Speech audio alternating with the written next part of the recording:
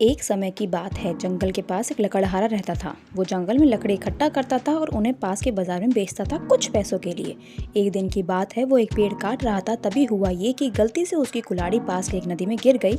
नदी बहुत ज़्यादा गहरी थी और वास्तव में तेजी से बह रही थी। उसने बहुत प्रयत्न किया अपनी कुल्हाड़ी को खोजने की, लेकिन उसे वो वहाँ नहीं मिली। अब उसे लगा कि उसने कुल्हाड़ी खो दी है। वहीं दुखी होकर वो नदी के किनारे बैठकर रोने लगा। उसके रोने की आवाज़ सुनकर नदी के भगवान उठे और उस लकड़हारे से पूछा कि क्या हुआ। लकड़हारे ने उन्हें बताया कि अपनी दुखित कहानी बताई। नदी के भगवान को उस लकड़हारे के ऊपर दया आई और वो उसकी मेहनत सच्चाई देखकर उसकी मदद करने की पेशकश की। वो नदी में गायब होकर सुनहरी कुल्हाड़ी वापस लेके आए, लेकिन लकड़हारे ने बोला यह उसका नहीं है। फिर से गायब हो गए। फिर वो चांदी कुल्हाड़ी लेकर आए। उन्होंने इस बार भी लकड़हारे ने कहा कि ये कुल्हाड़ी उसका नहीं है। अब नदी के भगवान पानी में फिर से गायब हो गए और अब की बार वो एक लोहे की कुल्हाड़ी के साथ वापस आ गई।